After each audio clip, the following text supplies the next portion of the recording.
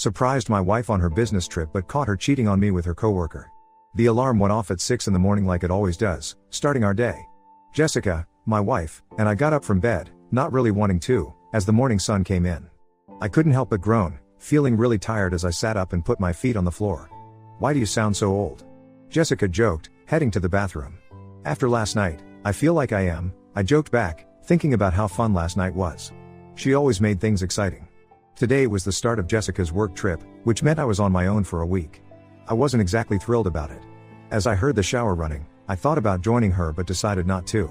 I was still feeling the effects of last night and needed a bit more time to myself. Jessica came back into the bedroom full of energy, making my slow pace seem even slower. "Get up, lazy bones, it's time to get moving. We have bills to pay," she said, giving me a playful push. Okay, I'm up," I replied, slowly making my way to the bathroom for a wake-up call. After getting ready, we both had breakfast together before going our separate ways, Jessica to the airport and me to my job. We both work at a manufacturing company in St. Louis. Jessica's a lawyer specializing in negotiations, often traveling for work like her current trip to Denver to discuss a new deal with an aerospace company. These business trips happen a few times a year and last about a week each time. Jessica, 35, finished law school at the State University 12 years ago. She's pretty noticeable, about 5 feet 4 inches tall, weighs around 125 pounds, and has a figure that's 34-24-35. Jessica charmed me completely from the start. My name is John Baker, and I work as an engineer where Jessica is a lawyer. At 37 years old, I'm 6 feet 1 inch tall and keep fit with regular exercise. Jessica and I love golf and often play in foursomes with friends. Our romance kicked off at a company picnic, and it was love at first sight for me. Just 6 months later, we were married. Now, 7 years into our marriage, we've just bought the house of our dreams with plans to grow our family there. Jessica's aiming to be a stay-at-home mom once we have kids, a dream supported by our parents living close by. She's planning to stop taking her birth control pills after this business trip. This morning, after breakfast, I helped Jessica pack her car for her trip and said goodbye with a kiss, noticing the tears in her eyes as she got into the driver's seat. "I hope we won't have to say goodbye like this much longer," I said, feeling hopeful about our future together. "I can't wait for the trips to stop," she expressed her dislike for parting ways. "I dread these farewells as much as you," I comforted her. "Let's make Friday night easy with some delivery food so you can relax," I suggested. "That sounds perfect. See you then," she said before she took off. I watched her car until it was out of sight, then went back inside to get ready for work. At the office, after picking up a coffee, I went straight to my desk. That's when my phone rang. "This is Baker," I picked up. "Hey John, can you come to my office?" Hubert requested from the other line. "Of course, I'm on my way," I responded. I answered, taking my coffee with me to see my boss. Upon arrival, he invited me to sit. He mentioned, "John, there's an opportunity you might find interesting." Remembering you said Jessica would be away, it crossed my mind. Our technician in California, Gerald Carter, is sick and can't address an issue with a client in San Jose. Considering you're well versed with the equipment in question, would you consider resolving the matter in San Jose? Currently, I don't have much here, and with Jessica not around, I'm available. So, how soon do they need me? Immediately, he replied. Lucy will sort out your travel plans. Please inform the client about your visit and discuss the problem in detail. Okay, I'm on it now, I said, suddenly feeling pumped about the trip. I'll go home to pack and take a flight out this afternoon. That way, I can be at the client's place first thing tomorrow. Alright, have a good trip, Hubert said, wrapping up our talk. I stopped by Lucy's desk to let her know about my travel needs, then called the client from my desk to get more details on their issue. After that, I was off home to pack. Driving home, I couldn't help but smile, thinking about a quick idea. If I finished up early, I could drop by Denver and surprise Jessica. The thought of seeing her unexpectedly in Denver made me even more excited about the trip. Waiting at the airport for my flight, I tried to reach Jessica on her cell but got no response. I left a message for her, saying I'd be at my parents' place for a few days and she could call my cell phone in the evenings. Everything went smoothly. By Tuesday afternoon, I had fixed the issue for our customer and got their equipment working perfectly. I quickly booked a flight to Denver, planning to arrive there by 9 p.m. Mountain Time. I checked out of my hotel in San Jose and headed to the San Francisco airport, where I had dinner before my flight. While eating, Jessica called me, and we talked for a short while. She asked about my parents, and I played along as if I were actually with them. Jessica said the negotiations were moving forward but mentioned she was really tired and planned to just relax in her hotel room that evening. After we said we loved each other, we hung up. After dinner, I got on my flight and reached Jessica's fancy hotel around 9:45 p.m. The hotel staff checked who I was and then gave me a key card to get into her suite. When I went in quietly, I saw a lamp on over the desk with her laptop shut. but Jessica was nowhere in sight. I put down my suitcase and looked in the bedroom and bathroom, but both were empty. I was a bit confused at first, thinking maybe Jessica hadn't come back to her room yet. I couldn't decide if I should wait for her in the room or go look for her in the hotel lounge. Then, I noticed the door to the next room was slightly open. I went over and pushed the door open without making a sound. I looked into the living room of the suite next door, which was also empty. Curious, I walked in, but then I heard a noise from the bedroom that made me jump. Feeling sick to my stomach and breaking into a cold sweat, I quietly moved closer to the bedroom door. When I looked inside the dimly lit room, my breath stopped short. Jessica was there, without any clothes on, and some guy I didn't know was lying on the bed, his face hidden from me. I really wanted to burst in and confront Jessica, to let out all my anger on the guy on the bed. But I managed to calm down the flood of feelings inside me, stepping back to Jessica's suite instead. I grabbed the digital camera I'd brought to take pictures on the trip, adjusting its settings for low light and turning off the flash. Then, I calmly went back to the bedroom door. Standing silently, I took several photos of what was happening on the bed, making sure they didn't see me. They were so caught up in what they were doing, they didn't notice me at all, allowing me to catch this betrayal on camera. Before leaving Jessica's suite, I went through her open briefcase on the table and found a business card from David Price, the lead negotiator at our company. I took the card to keep for later. Back in her room, I hooked up my camera to her laptop using the interface cable I always carry. Our laptops use the same software for photos, so transferring a picture from my camera to her laptop was easy. I made the photo that showed what she was doing the background picture on her laptop, then packed up my camera and quietly left her room. Trying hard to keep my feelings in check and holding back tears, I walked to the elevator, feeling the full weight of her betrayal. I gave back the room key to the front desk and immediately called the airline to check for the earliest flight back to St. Louis. Luckily, there was a flight at 6:30 a.m. that would get me back home by 9:30 a.m. I figured this timing would match up with when Jessica usually starts her day by turning on her laptop at the negotiation table. This moment would mark when she discovered she was caught, effectively signaling the end of our marriage. Afterward, I headed back to the airport and checked into a motel close by. Even though I was too unsettled to sleep, I kept going over the upsetting images from Jessica's hotel room in my head, letting myself cry out all the built-up sadness. By 5 a.m., when I left the motel, I had no more tears left and was determined to end our marriage quickly. Back in St. Louis, my cell phone started ringing as soon as I got in my car. When I saw it was Jessica calling, I decided not to answer and turned off my phone instead. Once I got home, the house phone started ringing, and a quick look showed it was Jessica again. I didn't pick up the phone, letting her message go to voicemail. I heard her say, "John, you need to call me back as soon as you can. It's really important." Without responding to Jessica's upset message, I changed my clothes and went out to get a U-Haul truck. When I got back, I started packing quickly, planning to get everything out before Jessica got back home around 4 p.m. In just a few hours, I moved all my stuff to a storage unit I had rented. Before I started packing, I had made an appointment with our lawyer to talk about getting a divorce. Once everything was in storage, I went straight to the lawyer's office to start the divorce process right away. Though I thought about using cheating as the reason for our divorce, I decided on irreconcilable differences instead, keeping the cheating as a backup in case things got messy. I also told the lawyer to change my will to make my brother the only person who gets anything from me. Then, I went to the bank to move half the money from our shared savings and checking accounts into new ones that were just in my name. I did the same with our investment accounts by talking to my investment advisor. Feeling sad, I drove over to my parents' house with my suitcase and walked in through the front door. My mom was surprised to see me. "John, what's going on?" she asked. "Jessica's been calling here nonstop looking for you. Did you say you'd be here?" I sat down with my dad, who's retired now, and told them everything. They couldn't believe what I said about Jessica cheating and that our marriage was over. I asked my parents if I could stay with them for a while until I found a place with furniture, and they said yes right away. My guess was spot on because around 6 in the evening, just as we were getting ready to eat dinner, someone rang the doorbell. My dad went to open the door and came back with Jessica looking really upset. "John, why haven't you been picking up my calls? I needed to talk to you. All your stuff is gone from our house," she said, her voice shaking. "I thought the note I left on your computer would tell you everything you needed to know," I told her in a calm way. "Oh, no, I was scared it was you who left that note. Can we please go talk somewhere, honey?" Jessica begged. "Jessica, I'm not your honey anymore, and there's nothing left for us to talk about.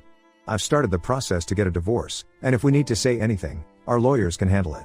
Seeing what you did in Denver has completely destroyed any feelings I had for you, and I'd appreciate it if you left so I can enjoy my dinner," I said without hesitation. "Please John, let's not end things without a proper conversation," she begged with desperation. What excuse could you possibly have for cheating? It wasn't self-defense, that's for sure, especially after what I saw and have proof of, I shot back, standing my ground. "You might want to give David, your boyfriend, a heads up that I'm coming for him next. I'm curious what his wife will think of all this, I added. Oh my God, can't we just talk about this? John, please, Jessica begged, her voice full of fear. Just leave, Jessica. You're making my dinner go cold, I insisted. But here's a thought. Why don't you take your time and write me a detailed letter explaining why you thought it was okay to break our marriage vows? I'm certain a lawyer as clever as you could come up with a convincing argument that it was all my fault, claiming you still have a lot of love and respect for me. With tears in her eyes, Jessica turned to leave, but then paused and looked back at me. Please, John, reconsider ending our marriage without us having a real discussion. Goodbye, Jessica, I stated firmly. After she had gone, tears streaming down her face, my parents sat in silence, shocked by our conversation. John, that was quite harsh, my mom pointed out. Mom, would you like to see the pictures I have of her with another man?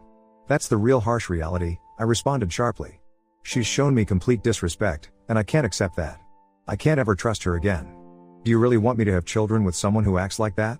I get it, son, my dad finally said after a moment. But maybe, after things settle down, you might start to see things a bit differently. I don't think so, Dad. Can we change the subject and just finish dinner? I asked, eager to move on from the topic. Sure, son, my dad responded, though somewhat reluctantly. Jessica's story. Leaving home that Monday morning, I felt a mix of sadness for leaving John and excitement for our future plans to start a family. We had been patient, making sure we were ready both financially and in our careers for this next step. Now, it seemed like everything was aligning perfectly. The flight to Denver was smooth, and I found myself sitting next to David Price, our chief negotiator. We talked briefly about work and then shifted to more personal conversations about our families. David knew about my intention to leave my job once I got pregnant, and he mentioned how much he'd miss working with me when I became a stay-at-home mom. David, at 48 and married for 20 years with teenagers, had been my partner in negotiations well before I got married. We knew each other well and worked smoothly together. The rest of our team sat behind us, caught up in their discussions. When we got to the hotel in Denver, we found out our rooms were next to each other, a setup intended for discussing work late into the night. But about a decade ago, our relationship changed, and we started seeing our time together as a way to unwind from the stresses of work. We told ourselves it wasn't really cheating as it helped us work better. Occasionally, we even joked about it. After being married to John for a few years, I started feeling guilty about my secret meetings with David, so we stopped.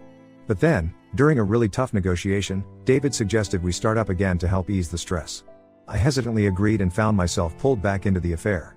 The thrill and the danger of it somehow made things more exciting at home with John, which made me feel less guilty.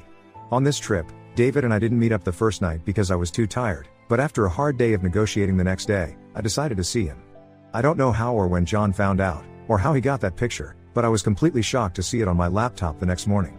David, sitting next to me, quickly closed my laptop and asked for a break in the negotiations. We stepped into the hallway, where he was clearly upset. Why is there a picture like that on your laptop? He asked. I don't know, David.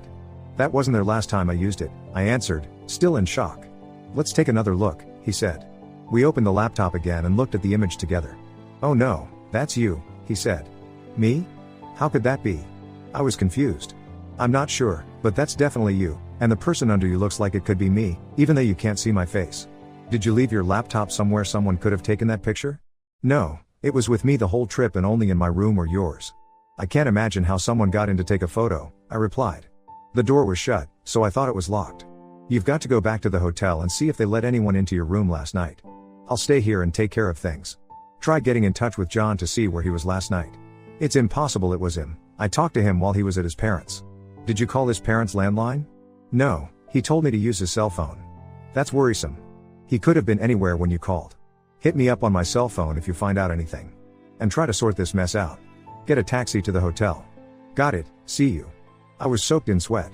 If John put that photo on my laptop, it pretty much means we're done. I had to get back to the hotel to figure things out. The person at the desk got me a cab, and I was at the hotel in no time. I went straight to the reception to ask if anyone got into my room. The person working there checked their system and told me a Mr. John Baker was given a key at 9:45 last night, and he gave it back 30 minutes later. That's when it hit me hard that my marriage was probably over. The man I loved more than anything was gone, but I was determined to try and win him back. I went up to my room and immediately tried calling John's cell phone in his office. His phone was off, so I left a voicemail that it was really important for him to call me back. His secretary said he was on a business trip in California and would be back tomorrow. So, he went to California and might have stopped by to surprise me on his way back. Looks like we both ended up being surprised. I called his parents, and they said they hadn't seen him in a few days. I asked them to tell him to call me as soon as they hear from him. I tried calling our house too, but no one answered. I left a message there as well, hoping he'd call back soon. Sitting alone in the room, I couldn't stop crying. With no other way to reach him, I quickly booked the next flight back to St. Louis. After packing up, I called David on my phone to tell him what was going on. He was silent for a moment before saying, "Jessica, it looks like we might both be facing divorces, or maybe something even worse." Worse than a divorce? What could that be? Our company has strict rules against managers dating. If word gets out, we could both lose our jobs. It wouldn't be good for either of our careers. Oh no, I didn't think about that. Losing John already feels like the world is ending. Losing my job on top of that would be too much. But right now, I need to go back to St. Louis and try to talk to John. Maybe there's a chance to fix things. I've got a flight leaving at noon and I'll be back in St. Louis by 4:30. I have to find him and talk. I'll let you know how it goes. I have to stay here until we finish our business talks. I'll be waiting to hear from you. After saying goodbye, I grabbed my things and hurried to the lobby, checked out, and took the hotel's limo to the airport. On the flight back to St. Louis, all I could do was hope that I could get John to talk to me. I wanted to make it clear that what happened was just physical and didn't mean anything emotionally. I hoped he would be able to see my cheating as just a one-time thing without feelings attached. When I got back home, everything looked normal at first. But when I went into our bedroom and saw his clothes and stuff were gone, I realized he knew and had left me. I needed to find him. After trying to call him many times and not getting through, I decided to go to his parents' place to see if I could find out where he was or get any information from them. Seeing him at his parents' house was really tough. He was so cold and distant, it made me feel sick. He told me straight up he was going to divorce me and didn't care at all about what I had to say. Nothing would change his mind. When he told me to write a letter explaining my side, it just felt like he was twisting the knife. I had to leave and go cry in my car. The future we planned together was falling apart. We wouldn't have the family we wanted, grow old together, or enjoy grandchildren. In the middle of feeling so low, I also worried selfishly that I might be too old to have kids by the time I found someone new. Eventually, I found the energy to start the car and head back to what felt like an empty house, overwhelmed by a deep feeling of loss and not knowing what comes next. John goes on with his story. After a restless night haunted by images of Jessica and David together, I got up early and went downstairs at my parents' place to make some coffee. Feeling down, I grabbed my laptop and camera, ready to go through the photos on the camera. I was obsessed with finding David in those photos. As I looked through the pictures, I couldn't make out David's face clearly. But I kept looking and finally noticed something on his right arm as he reached out to Jessica. When I zoomed in, I saw what I was looking for, a tattoo. Zooming in more, I saw a heart tattoo with Janie 8 written inside it. Janie 8 is David's wife's name. With this proof, I went back upstairs, took a shower, and got ready for work. By the time I came back down, my mom was busy making breakfast. At work, I immediately made a few CDs with the photos showing the affair and a close-up of David's tattoo. I also printed out several copies and put everything in a folder. Feeling determined, I went straight to the HR department to talk to the manager, Chad. We knew each other from working at the same small company and even played golf together once. I laid out the photos in front of him and waited for him to react. "What's this, John? 30 pictures?" Chad looked both curious and amused. "Sorry, Chad, it looks wrong, but that's my wife and David Price." The photos were taken on Tuesday night in David's hotel room in Denver, as you can tell by the date and time on them. They were on a business trip for negotiations for our company. "Oh, no, John. That's tough to hear. What's your plan?" "You could fire them both for breaking the no dating rule in their job contracts. We've never actually done that before. Are you sure you want to go through with it? It'll make the affair public. And are you thinking of divorcing Jessica?" "I've already told my lawyer to start working on the divorce papers, but if the company doesn't do anything, I'll have to sue the company." "All right, John, I'll talk to our legal team and get things started." Then, I went to tell my boss, Hubert, about what was going on in my personal life. He was really surprised and worried when he heard about my wife and David Price. I asked for the rest of the week off as vacation, and he agreed without hesitation. Before we said goodbye, he praised me for my work on the California trip. He told me the customer was really happy with how quickly I solved their problem and got their production line running again. He also mentioned the possibility of me taking over the California area because the current engineer is retiring for health reasons. I said I'd think about it and let him know my decision next week. When I was leaving Hubert's office, his secretary, Lucy, stopped me. "John, your wife came by looking for you. She said she'd come back later." "Lucy, I don't want to see my wife at all. Please tell her that if she comes back." "Oh, John, I'm so sorry. I didn't know there was a problem." "There's a big problem, Lucy, we're getting a divorce. She and David Price have been cheating. I figured everyone at work would know by lunchtime since Lucy loves to chat." When I got back to my desk, I called David's wife, Janet. We've seen each other at work events, but telling her about our partners was going to be tough. Janet, it's John Baker. How are you? I'm okay, John. David said you might call, but didn't say why. Janet, we need to talk. Is now a good time? Sure, John. I have to go to the hairdresser at 1, but I'm free now. You know where I live, right? Yes, I do. I'll be there in 15 minutes. When I got to the prices, I was nervous about what I had to do. I couldn't let David get off easy and leave Jessica to deal with everything. Hi, John. Come in. Do you want some coffee? I just made it, Janet said, welcoming me and pointing to the living room. Sure thing, Janet. Just plain black, please, I said. After a short while, she came back with a coffee and sat down across from me. So, what's up? She asked. I thought about breaking it to you gently, but decided to just be direct. I need to tell you something tough, I said, wanting to get it done. Janet, I saw your husband and my wife together in Denver. I'm divorcing Jessica and getting them fired from their jobs. I hate being the one to break this news, but it's going public soon, and I wanted to give you a heads up. I have photos if you want proof. I watched her closely for a reaction, but she didn't show much emotion. John, I've had suspicions about David's behavior on his business trips for a while now, though I hope they weren't true, she admitted. David has always been a loving husband and dad, and I didn't want to think about the possibility. But I realized that sooner or later, their affair would come out into the open. I guess this is it. I'm really sorry for what you're dealing with in your marriage and from my own side too. I feel bad for what might happen to David. He's at an age where finding another job with the same pay could be tough. Now, I've got to figure out what to do next. Would you like a copy of the pictures I have? I asked. Yes, please leave them. I'll find the courage to look at them, Janet replied quietly. I'm truly sorry, Janet. I couldn't ignore this. Jessica and I were close to starting a family, but I can't see a future with someone I can't trust or respect.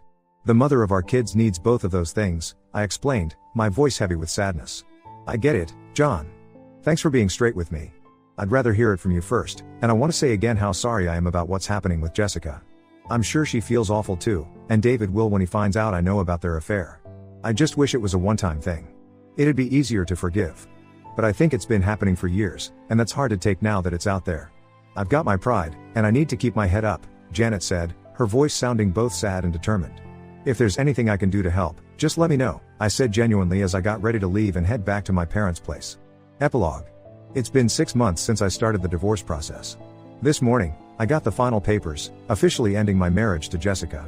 I hadn't talked to her or seen her since the day she came to my parents' place. My lawyer handled everything. In the divorce deal, I gave up the house, which had a big mortgage, along with all the furniture and stuff I'd bought on credit, just to cut ties with her completely. I also got my name taken off the mortgage, so she was on the hook for all the payments. Without my steady income, she had to sell the house, and she took a big hit financially. At first, she tried to fight the divorce, but I gave her an ultimatum: sign the papers in 48 hours or I'd change the reason for the divorce to cheating and put the pictures of her and David online. Under the pressure, she agreed within the time limit, and that's why I'm a free man now. It seems like she realized she didn't want me that much after all. Even though Jessica lost her job because of what happened, she's a smart lawyer and managed to land a new job within a month. It might not pay as much or have the same perks as her old one, but I've heard she's getting by and has even started dating again. Good luck to her new boyfriend, whoever he is. I can't help but wonder if she's told him about our divorce and why it happened. Maybe I should tell him myself. Janet divorced David and left him struggling financially. Even though he got fired, he found a new job. But his new salary makes it hard for him to keep up with alimony and child support. As for me, I've settled in Santa Maria, California, a peaceful coastal town halfway between the Bay Area and Los Angeles. This place lets me easily get to both the northern and southern parts of the state. I moved here about 4 months ago and now live in an apartment building full of singles and young couples, many of whom are saving money to buy a house. The cost of housing here is high, making it expensive to get into the market. I've also found companionship with a woman who lives in the same building. Like me, she's been through a divorce, but we've found comfort and compatibility with each other. We're taking things slow, seeing if there's a future for us together. Since I travel a lot for work, trust is really important in any relationship, especially if we think about having kids someday. The ticking of biological clocks reminds me that time doesn't wait for anyone, so I'm thinking about making a move sooner rather than later.